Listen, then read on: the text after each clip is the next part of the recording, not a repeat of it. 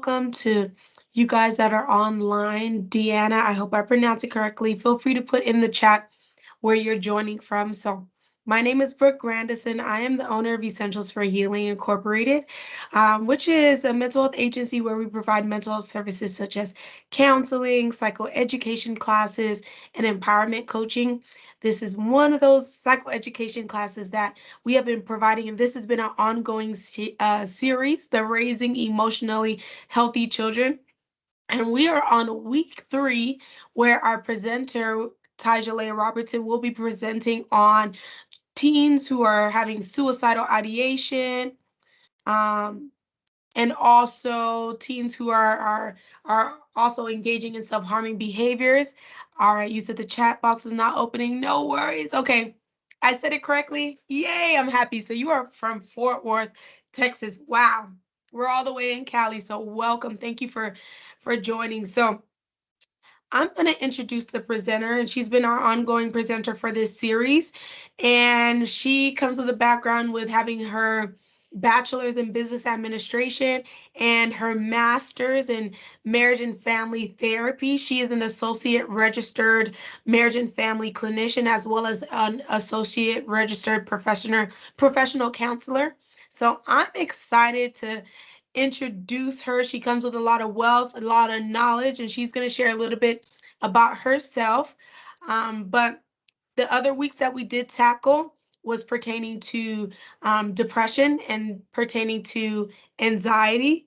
So last week we learned some coping tools to teach teens when they're having anxious thoughts. And one of those key things was the deep breathing exercise that Tyjalea did that was so helpful. So Lulu is here. Lulu, you already know. Deanna, welcome. You are free to ask whatever question that you want to ask and to receive whatever you would like to receive. I know Tyjalea is going to be presenting, but I know she likes it to be very interactive.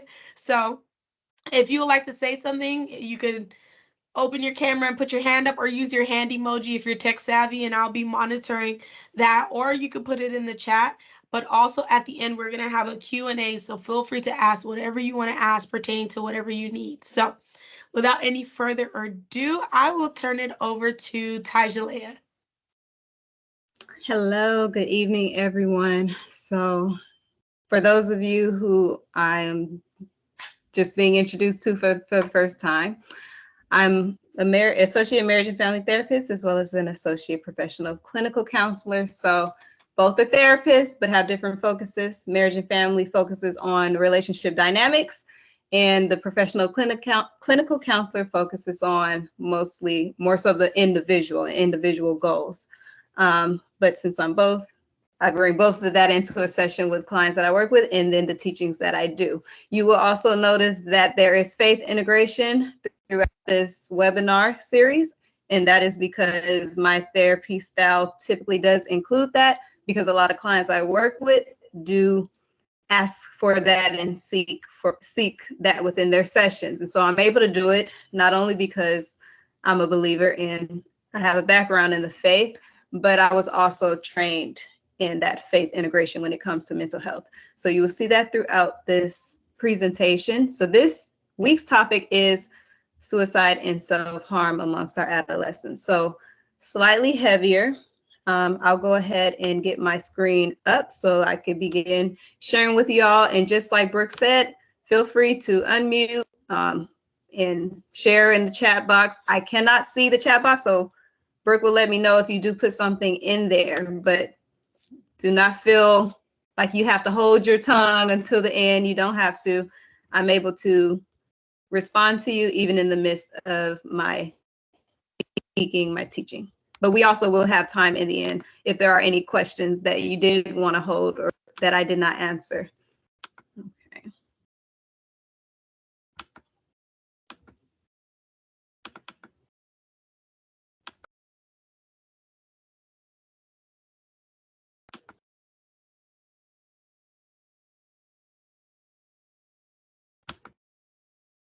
Okay, I'm going to pull the PowerPoint up right now.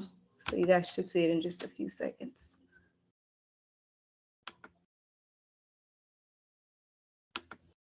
Okay.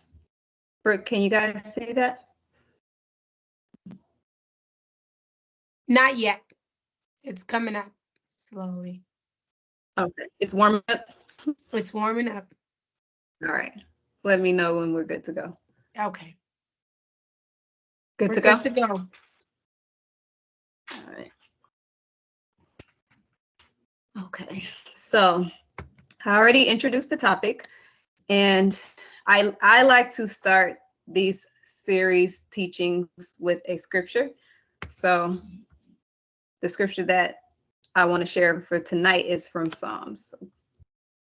It's listen to my, so this is Psalm 142, verse 6. And if you are familiar with the faith, this is David speaking. He says, listen to my cry, for I am in desperate need.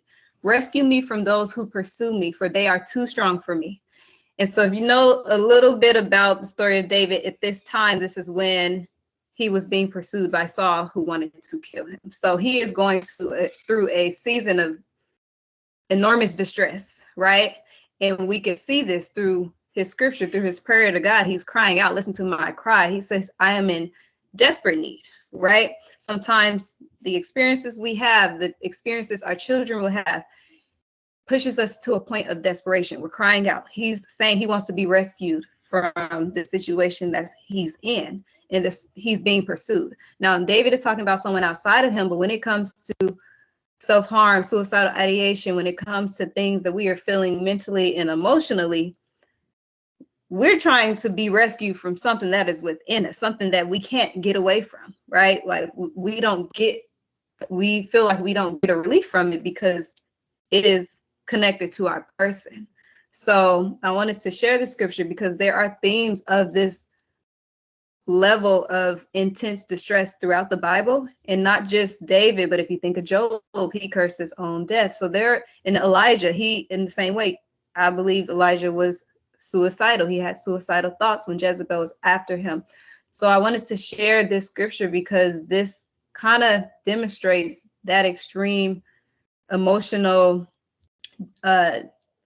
intensity that children may be feeling when they are at the point of looking to self-harm or suicidal ideation to cope with what they're experiencing emotionally and mentally. But before I share about self-harm and suicide, I like to open up the discussion a little bit, break the ice. So today is kind of a true or false question, or even if you just want to share thoughts about this statement. What are your thoughts about this statement? If a person talks about suicide or self-harm, it means he or she is just looking for attention and won't go through with it. True or false? Or if you just want to give, have you heard that before? You want to give your thoughts about that.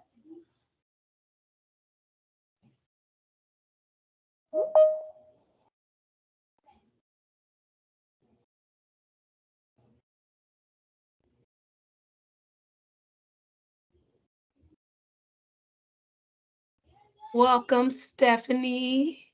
So I put it, okay, so Lulu responded. Lulu says false. Deanna said it's false. There is more detailed, there is a more detailed plan.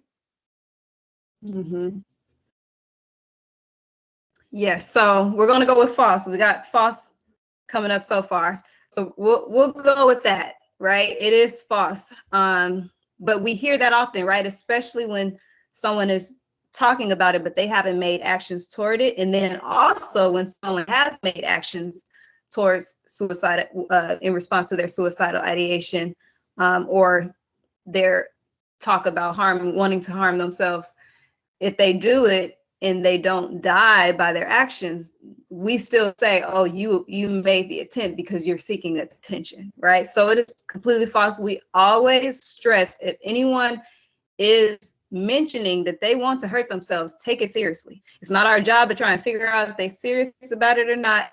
Take it very seriously and err on that side of caution, because you never know how deep into a plan that they've thought this harm against themselves, that they've thought it out.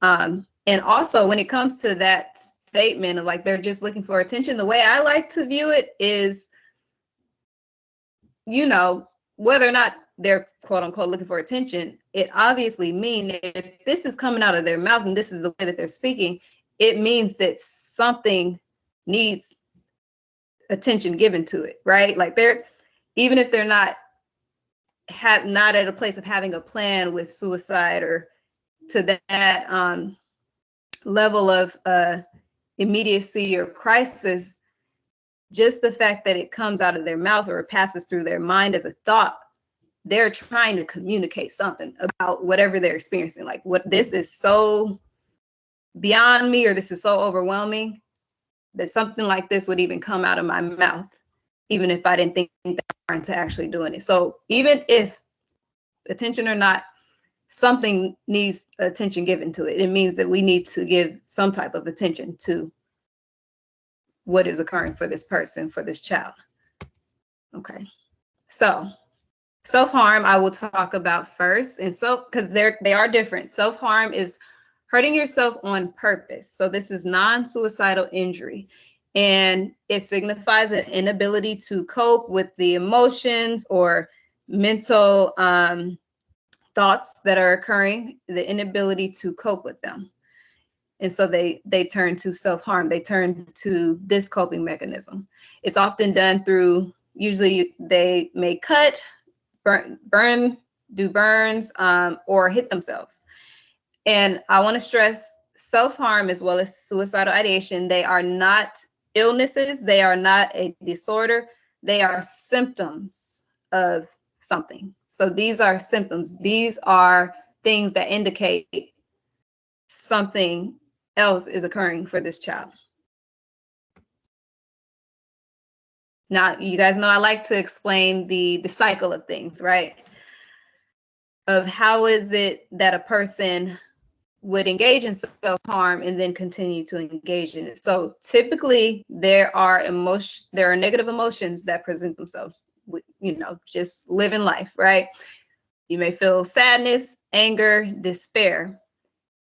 The thing is, with adolescents that tend to turn to self-harm, their negative emotions of this tension that they feel within themselves. And they feel this inability to manage the emotions that they're, and it accumulates so much that at this point now they just need relief. They need relief in that moment. So that's where the self-harm act comes into play. They participate in the self-harm, whether it be cutting, burning, hitting themselves, or harming themselves in another way. And then, this may be news for some of us, but when they engage, it actually produces a feel-good response, a sense of release. So endorphins are released in their brain when they engage in a self-harm. And so endorphins, if I could explain it in a better way, those are the hormones that we feel when we work out, right? Like, you do feel better, you feel energized, you feel it's rewarding, right? So if you're wondering, like, what would cause a person to engage in self-harm and then to engage in it again and again, and this is why, is because they felt such tension and needed relief from it. They engaged in the self-harm act, and they actually did feel good in that moment. They actually did feel a sense of relief, and they were actually rewarded for it. So because of that as well, self-harm can have an addictive component to it. So if you were to understand it as when people use a substance, when they drink, and it's like, okay, in that moment, sure, you're feeling a little something that makes you feel better, and feels like an escape in that moment. But similar to substance use or anything else that could be addictive, afterwards, it doesn't feel good. So after they have self-harmed, usually they feel shame and guilt over what they've done. So now they temporarily felt a little better. It's short-lived, and negative emotions come in response to what they just did. And since negative emotions were the thing that triggered the tension, the self-harm in the first place, now that added negative effect and negative emotions because of the shame and the guilt continues that cycle. And they typically will stay in that cycle and repeat the self-harm act. And so how would you know if your child is self-harming, right? There are some things you can look at concerning their person. Typically, there will be body markings, right, from the harm done to themselves. You can pay attention to their clothing, if there's any social withdrawal or mood swings. Now, the body markings, so that will be like scars. A lot of times they are typically on the arm, somewhere on the thighs. If you're noticing cuts on them and they are fresh cuts, right? So you may notice a cut on your child, a scar, but scars heal. So eventually you should see that that gets old. But if you're noticing regularly that there are fresh cuts and scars showing up on them, then pay more attention, right? Because this could be an indicator of self-harm that they're inflicting upon themselves. Burns or bruises that you see on their bodies as well. When it comes to the clothing, because of that shame and that guilt, right? They're not necessarily broadcasting that, hey, I'm harming myself or I'm doing this to myself, I'm cutting myself. Typically, they are wanting to cover it up. So if you notice, they are always wearing long sleeves, long pants, even in weather where it's hot. You may begin to question what causes you to, never wear short sleeves when it's hot like this, like you are always covered up. So that is another possible indicator. Social withdrawal. Obviously, you know your child pretty well. So if you notice that they're typically more social and then they've become more reserved and isolated from their peers, something could be occurring. And so again, I say this every time I go over the symptoms, never take these symptoms as a standalone symptom of like, oh, okay, maybe that's what they're dealing with. You have to take them all together. So social withdrawal comes up here because when we talked about in the previous weeks, depression and anxiety, that was a common symptom of those. Social withdrawal is a common symptom of some form of either disorder or that they're just simply experiencing some level of depression, anxiety, or another related mental or emotional challenge. So if there's social withdrawal, then there's probably something that they're experiencing and feeling emotionally and mentally that you can further look into. And then same with the mood swings. Mood swings is another common theme amongst the disorders and the mood states that we talked about in the previous weeks. So if you're noticing that as well, it just possibly means something could be going on mentally and emotionally for your child. Now let's transition into suicide. So suicide is when someone directs violence at themselves with the intent to end their lives, and they die because of their actions. So the difference between the self-harm and the suicide is the intent. Those who self-harm, the intent is not to kill themselves. It is not to die. It is not to end their lives. It is simply to obtain a sense of relief in that moment for what they're feeling, but not permanence. Suicide has the intent to end their lives. Now, a suicidal attempt is when, again, they direct violence at themselves with the intent to end their lives, but they do not die because of their actions. So in the US, suicide attempts are more common amongst girls or females, even women when we're speaking adults. But boys or males are more likely to die by suicide.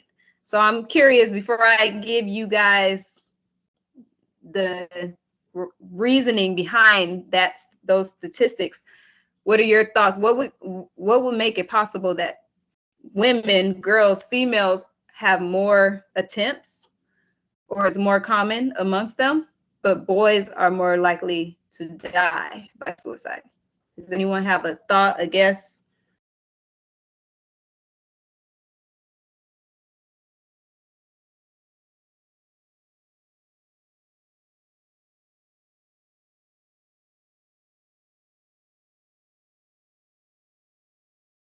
So Deanna said the methods that are used. Yes, that's exactly right. So yes, males tend to use more lethal methods. So for example, firearms, right?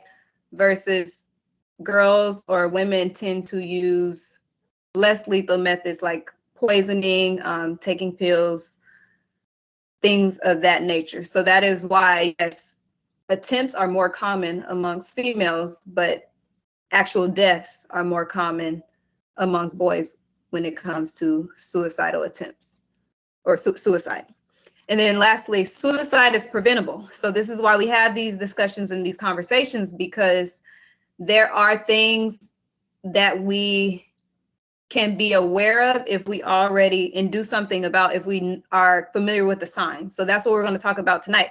We want to get familiar with the signs that someone may be having suicidal thoughts, because if we are able to catch it, then we can do as much as we are able to within our power to try and help them and prevent them from killing themselves. Now, here are the signs. How would you know if your child is thinking of suicide? The indicators of suicidal ideation are suicidal statements, hopelessness that your child is feeling anxious, hostility, agitation that you may notice with your child, risk-taking behavior, change in their personality, and giving away belongings. So suicidal statements are self-explanatory, but you may hear them say directly maybe that I'm going to kill myself. You may hear them say more indirect things such as, I wish I was dead. I wish I was never born. Some people have made statements I've heard where they say, sometimes I wish I could just sleep forever, right? And never wake up. Now that's not as direct. So that's something where it's like, okay, I would want to know, what do you mean by that? Right? So these type of statements, so they may be direct or they may not. And I guess that's what I want to stress. But any statements that could hint towards them not being here or wanting to be here, take those seriously. So other ones would be, my family would be better off with me, or the world would be better off without me. You telling someone you won't have to worry about me much longer, because then the question becomes, what do you mean by that statement? Or where are you going? Almost implying like, where would you be? Where are you going? Are you not going to be here? So these type of statements. And then also, if you notice they have a preoccupation with themes of death. So like within their writings or their drawings or even in music. So that could be an indicator that dying is on their mind. The hopelessness is something that I talked about in the first week when we talked about depression, because it is sometimes a symptom of depression. So it's a feeling that there is no solution, right? Usually a child may begin to think in the direction of suicidal ideation when they feel they are convinced that this situation is not going to change. The situation is just too much for me. Nothing's going to get better. Like there's just this sense of hopelessness about the current state that they are in. And hopelessness is a high risk factor for suicidal ideation. So if hopelessness is there, a lot of times we got to be more observant to see if there's suicidal ideation also there. Because once they're at this place of complete hopelessness, we got to wonder where their thinking and thought process begins to lead them next. And then anxiety or anxiousness, hostility, and agitation that your child shows, it's self-explanatory. But again, remember in the previous sessions when I talked about depression and anxiety, I did mention some of the symptoms of those is this irritation, the child always being irritated, the teen being irritable. And that's why this is here. It's because typically it just means that they're going through something, right? And this is how they're presenting to you. Risk-taking behavior would include like reckless driving, excessive alcohol or drug use, things of that nature. Particularly when it comes to the alcohol or drug use, teens are in that age range where they're curious, they want to try things out, they're trying to fit in with their friends, figure out who they are, their own self-identity, things like that. So some teens try certain things, right?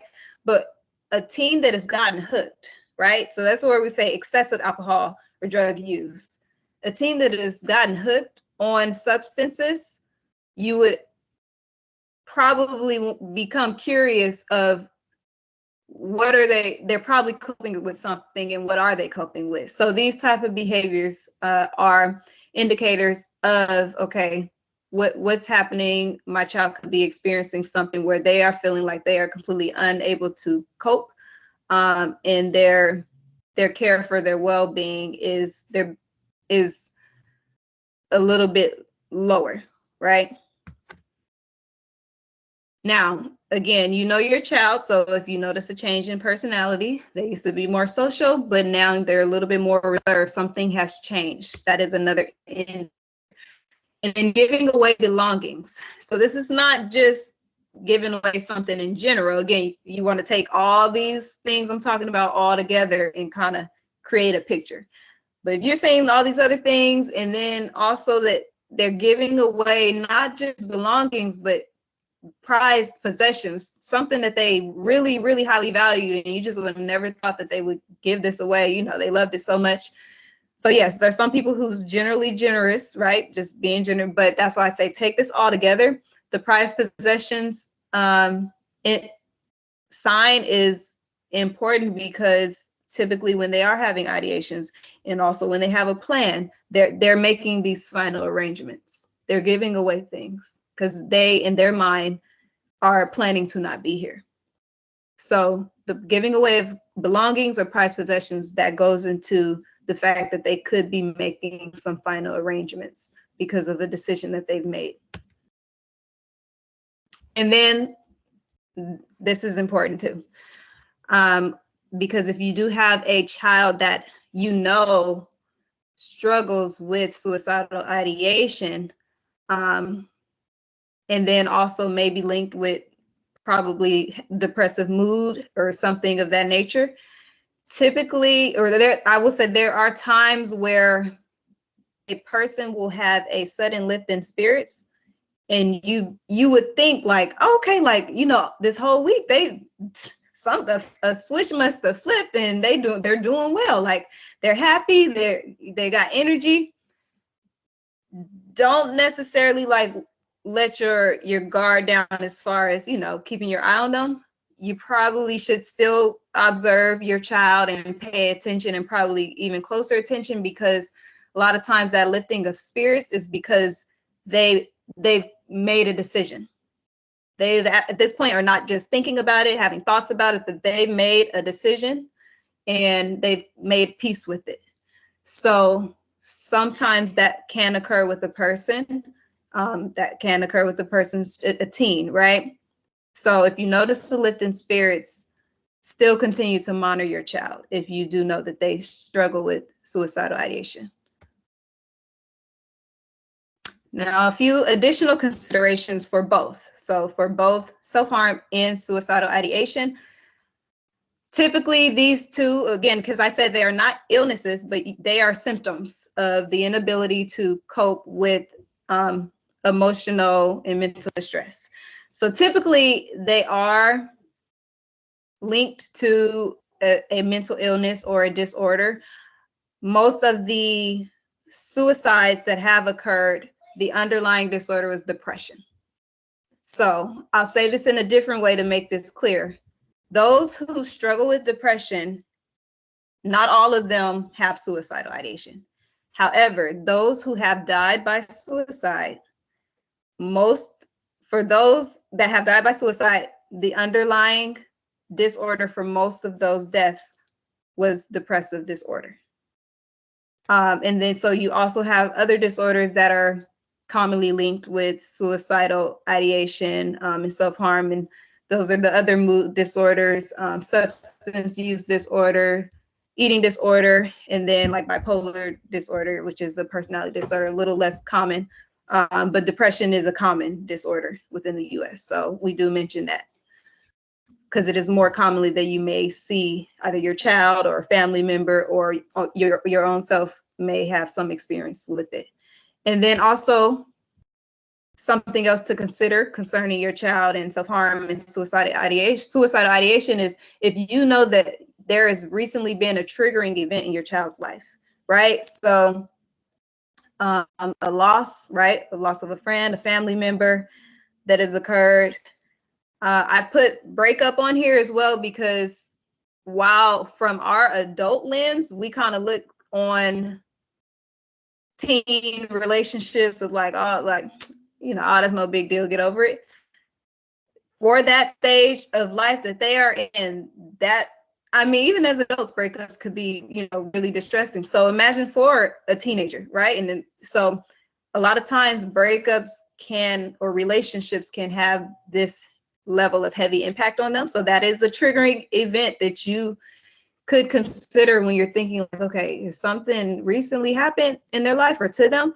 If you know that there's bullying going on, or if you know if they have experienced trauma, right? Something, sexual abuse, sexual molestation, if you know that is within their past, or even if it's not, and you're wondering if something may have happened that they have not spoken about, consider these things because those triggering events would probably make you feel it necessary to, you know, like ask your child a little bit more questions or pay a little bit more attention to how they are showing up around you.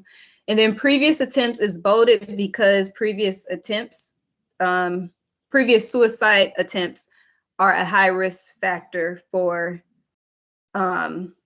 dying by suicide. So if they've attempted before, it is a possibility that they would attempt again. And if they attempt again, that opens up the possibility for dying by suicide. So a previous attempt is a high risk factor for suicidal ideation.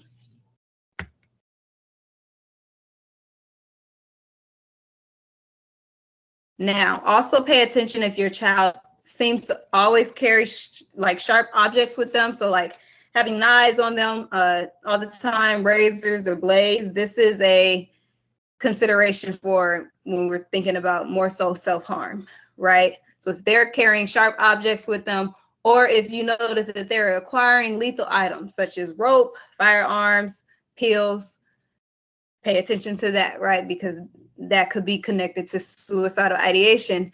And I want to point out pills because, again, we know poisoning is a form of attempt that a lot of people have made or tried to use that method. So it's also something that we just kind of casually keep in our cabinets. So if you feel your child is having suicidal ideations, then also consider the pills that are in your medicine cabinets or just, you know, accessible within your home, because we may not notice, but part of that acquiring lethal items could be a child, you know, stockpiling them and accumulating pills to harm themselves or with intention to kill themselves. So pills would fall into that category of lethal items. So you pay attention to that as well. Now, what can you do to support your child? The main thing you could do is know the signs. If nothing else, know the signs, because that will increase our, you know, community efforts to prevent suicide and to decrease self-harm acts, right? So knowing the signs that these things are going on for your child is the first way to be able to support your child. You pay attention to what they're communicating out of their mouths and also with how their behavior is and what they're presenting. Now, secondly, having a conversation with them is another way to support them. Typically, teens get to this age where they don't really vibe with adults like that. So there's already that barrier there, probably for a lot of parent-child relationships. But get in the routine of talking to your child, right? And having regular conversations with them. Now, if that is not a norm within you guys' relationship and you suspect something may be going on for your child, particularly suicidal ideation, or you notice they are seeming really depressed, you may just have to go ahead and go in and have just a direct conversation with them. So when you do talk with them, make sure you normalize and validate what they are saying they feel. You're going to normalize and validate what they're saying they feel, which basically you show them that you understand, like, okay, like with what you're saying you're going through, like, okay, I get how you're feeling really sad about that, or I can get how you feel like this is overwhelming and like just beyond you, right? It feels unmanageable. Normalize that, validate that.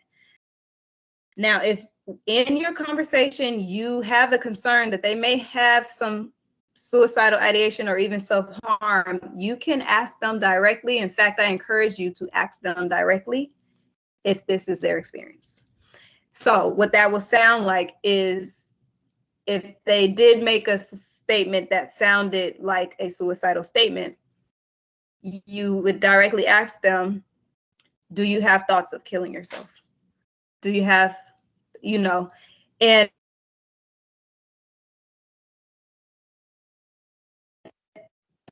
through this. I remember when I first heard that, I was like, you can't just ask somebody that. But yes, do not be afraid to ask them directly. Like, don't be around the bush with it. Just ask them. And it's not going to, I know for me and a lot of other people, the fear was like, if you ask them if they're thinking about killing themselves, it might put the thought in their head. No, the answer is no. It's not going to put the thought in their head. A lot of times, and I'll explain, I'll share from experience, right? From working with clients. A lot of times when you ask them, if that has not been a thought of theirs, usually they're just kind of like, oh no, I mean, I'm feeling this way, but I haven't. Usually that's how they'll respond if the answer is no. And if it's no, it's no. Now, if they have had thoughts of suicide and you directly ask them, you've actually opened up an opportunity for them to relieve themselves of carrying that burden by themselves. Like, I'm glad I could finally tell my mom, my dad, whomever, whatever the relationship you have with them, they'll be glad to be able to finally not carry the burden on their own. Now someone knows that these thoughts have been going through my mind. The sense of relief, right? So that is why we say ask directly, because you actually allow them to relieve themselves of holding that on their own.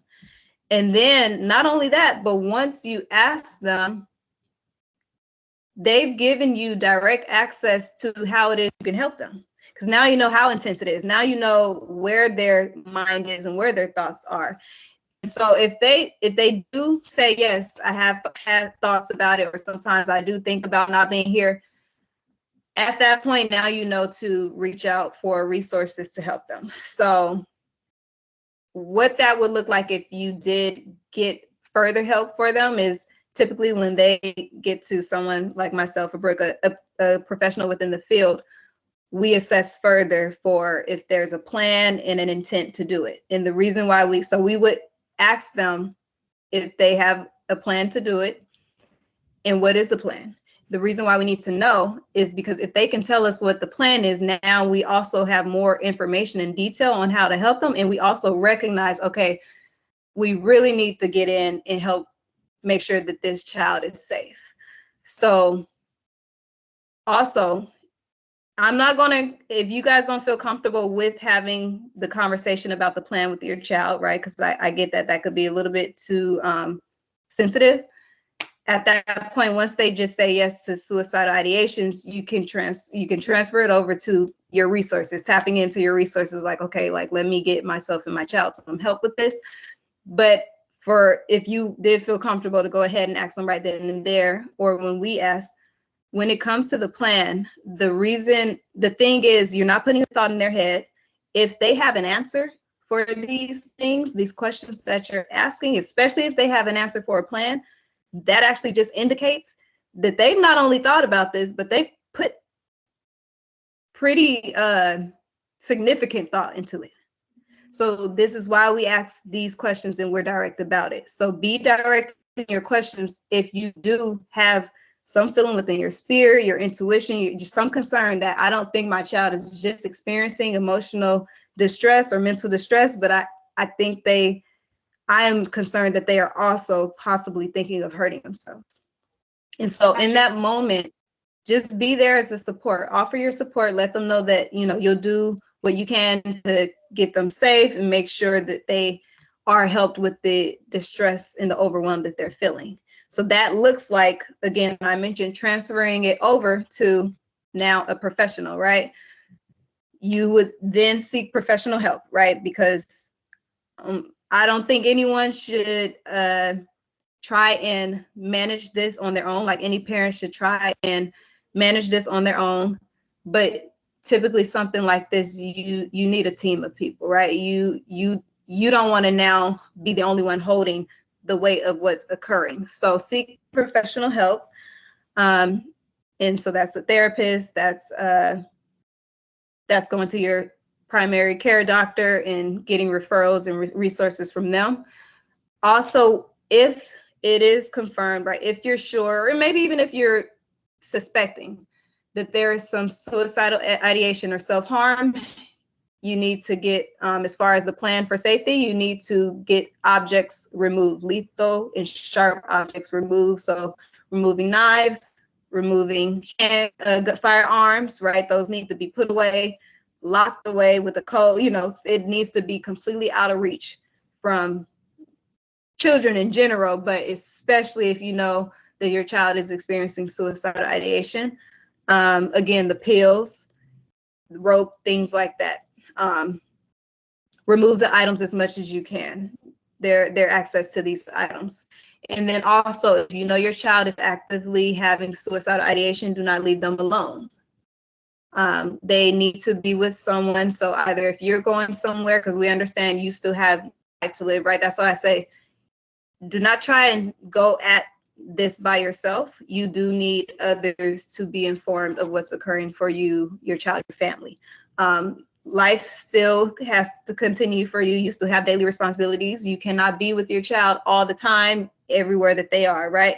So at times where you do need to be away from your child, either have them with someone or someone to come be with them, with where they are. But do not leave them alone if you do know that they are actively having suicidal thoughts. So in the previous weeks, I talked about when it's time to seek help and where. This week is a completely different suggestion. My suggestion is that now is the time to seek help. When it comes to self-harm and suicidal ideation, this shows, it's indicative that this child has reached the end of their coping methods, right? Other ways of coping with what they're feeling and experiencing, because now they've tapped into methods that are harmful to their physical person. So it is time to seek help when it comes to these two things. And so that's a mental health professional, a therapist, like myself or Brooke. I have Essentials for Healing on there. So you can get connected with our counseling site, or again, go through your primary care doctor and talk with them about it and see what their recommendations are. Another resource is always a resource for us is call 911 if there is an immediate crisis, right? Like if you need help right then and there, right now, right? Call 911. And then also, there's a crisis in that moment, you can call the suicide prevention line, which is 988. So you can call or text that. And also make sure you provide this to your child as a resource, the suicide prevention line. If you do notice that they are having suicidal ideation, self-harm acts, or you just notice they're feeling low probably, or some other emotional distress, make sure your child knows about this resource. I believe at the schools these days, they typically give the students a card. So a lot of them do have it, but it doesn't hurt to go over this again. So it's kind of, reinstilled in their brain when if they, for an unfortunate reason, ever truly, really needed it. And in that moment, they can remember it because you've gone over it with them. So 988 is the crisis hotline number. They can call it or text it. It's not just for them, but it's also for you as a parent or whoever is with that child. When you contact this number, they can help give you guidance on how to support your child in that moment. And so before I get to questions, I want to end with this scripture. Ephesians 6:13. This is where it talks about putting on the full armor of God, and then it ends with, and after you have done everything, to stand. And so I want to leave you with encouragement that you're doing now, taking steps to prevent, not just for your children, but for children in the community, right? So knowing the signs, that's part of doing what you can. The ways that I mentioned that you can support your child, having conversations with them, directly asking them certain things, getting them connected with professionals that are familiar with these terms and these experiences and these type of things that sometimes individuals may experience when they're going through emotional and mental distress. Those, if you're implementing those ways of supporting your child, right, you are doing what you can. And so I want you to have peace in that. So not in trying to, I don't want you to feel overburdened with the responsibility of what another person does, including your child. You just know that you are doing all that you can do, right? And then that's also what we're doing as a community. And so things like this is part of that. We're all doing all that we know that we can do within our power to do to prevent these things from occurring. And so with that, I will open it up to questions or comments, thoughts, anything that you have on your mind. We Today, you already can unmute. Can you hear me, Tajalea? Oh, I see a question that I might have missed. I was gonna come back to you with it. Are you able to hear me, Tajalea? And then this happens after every Okay. teaching. I'll wait till I'm you going to come switch back over in. so I can hear Okay. you. All right. So Lulu, I saw your question as to what if they don't want to talk about it? Which Tajalea pretty much alluded to. It's important that you normalize the conversation. So even if they don't want to talk about it, continue to try to provide that safe space where they can't talk about it. So they know, I don't want to talk about it right now, but should I want to talk about it? Oh, mom or dad is providing that safe space. They've already normalized it for me with how they bring it up. So when I am ready, I'm willing to talk about it. So it's going to be tough with constantly bringing that up or providing that space for them to talk about it, but with you bringing it up consistently and in just a relaxed, calm manner, that provides that safe space for that child to eventually be comfortable to talk about it. Tajale, are you there? Can you hear me? Yes, can you hear me? Okay. Yes. Perfect. I can hear you. Okay. So Okay. I was Can just you hear me? yeah, I can hear you. Perfect. Okay, I was seeing if there's anything else that you wanted to add to Lulu's question. I'm gonna have Tajalea answer from her therapeutic insight. But if there's any other questions, feel free to put in the chat and open your mics. But pretty much, Tajalea, Lulu's question is, what if they don't want to talk about it? So I mentioned how you talked about parents normalizing that conversation. So even if they don't want to talk about it in that meantime, having that create that safe space so they know should they want to talk about it, they already know mom or dad normalized it and they could come. Yeah, that's a good answer. Yes. So when it comes to teens, if they don't want to talk, they ain't gonna talk. So the first step to getting them to open up is what Brooke shared. Is when you approach them and initiate that conversation, now they know, like, basically, if it ever got that intense for them where they felt, okay, I was not only feeling this way or thinking these things, but now, because it could be scary, right? It could be scary for a child. So if it's gotten extremely intense where they're at the point of, no, I need to say something to someone, the fact that you had previously initiated a conversation with them, they know that you're there.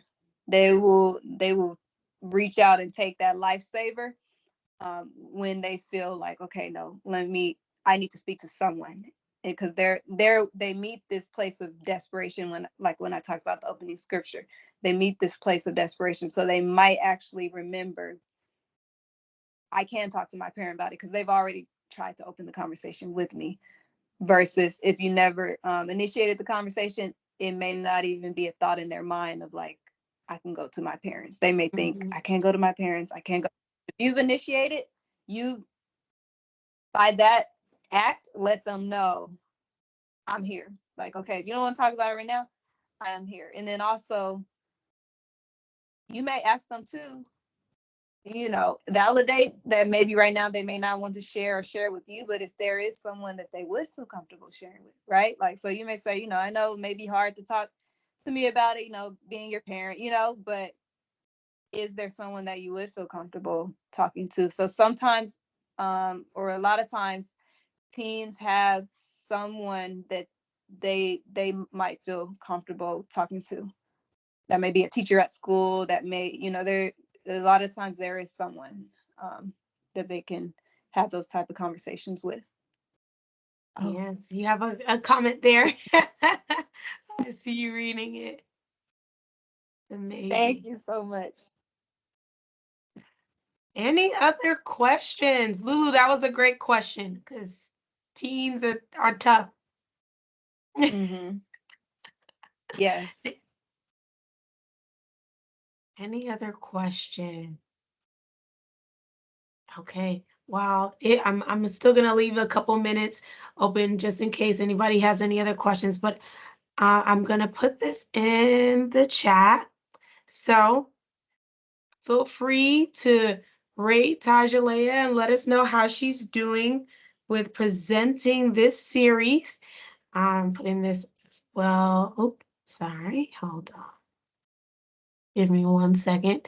Feel free to let us know how she's doing with that. So next week is actually on social media and adolescence. So we know how pressuring social media can be in general and how teens engage in social comparison. So pretty much, Tyler, can you give just a little input as to what they can expect to receive in next week's training? So next week is social media. So we will talk about the things that, I mean, a lot of us are probably familiar, the things that they may see on there and how it could impact them mentally and emotionally. And not just the things that they see on there, but the addictive component to social media. But then also we got to consider, the fact that teens are at the age they care about their social life and their friends and stuff. And that is one of the ways that they feel connected with their friends. So how to balancing that, like, how do I, not just completely take these social media or things like that away from them because of the negative things that could come with it, but also, allow it, but set some type of boundary or give them some type of insight on how to use it when they use it because of the possible negative impacts it could have on them. Thank you for that. So I did put the review in the chat, so please click that link and let us know how Tajale is doing. So there's a comment in the chat, and we also got a question. So the first comment is from Stephanie, and she said, this presentation was informative and easy to understand. The suggestions and responses to the questions are doable and can be applied immediately. Mm-hmm. I'm happy to hear that, Stephanie. So Deanna is asking, how long will this series run? I would love to share it with my students and parents. Yes, you want me to answer that? Go ahead, Tajala.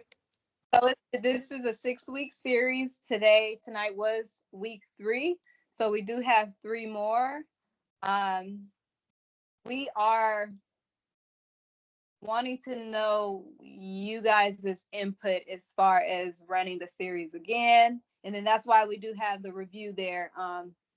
So that lets us know, if this is something you guys want us to keep running and coming up with other topics. But we're definitely open to running this again or running this for a particular institution or organization upon what you guys let us know and you guys' request. So that's slightly different. We'll talk more about that But yes, it's an idea, and it is 6 weeks long, and we are on week 3. We have 3 more to talk about: social media, grief and loss with our adolescents, and also bullying and friendships will be the Yes. last 3 presentations.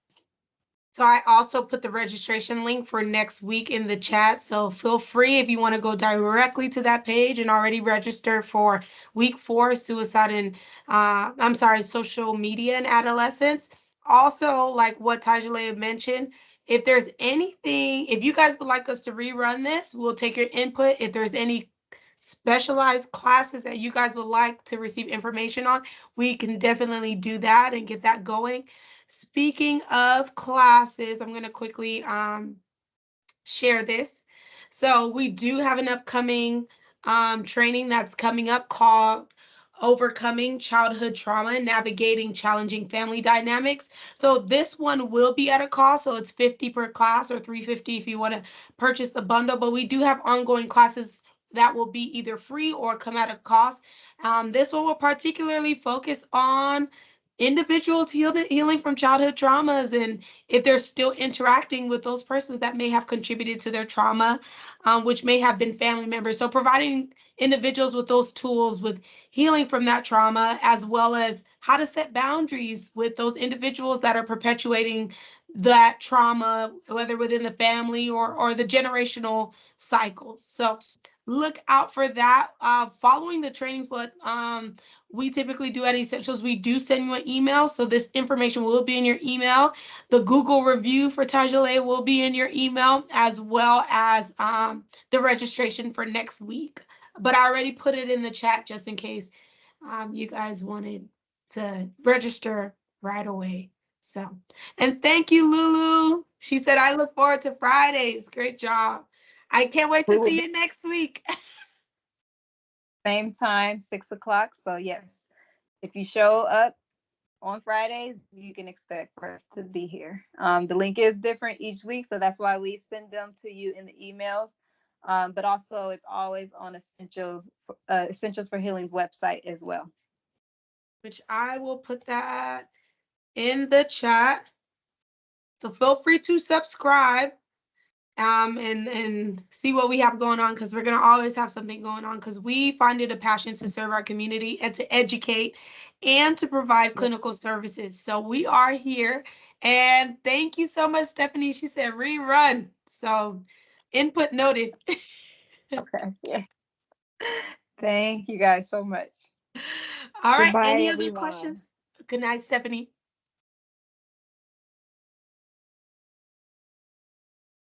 You Good guys are night. doing a great job. Thank you. Thank Lulu. you. Mm, Thank you, Lulu. We welcome. appreciate it. And we appreciate your input too and your comments. You some very good questions.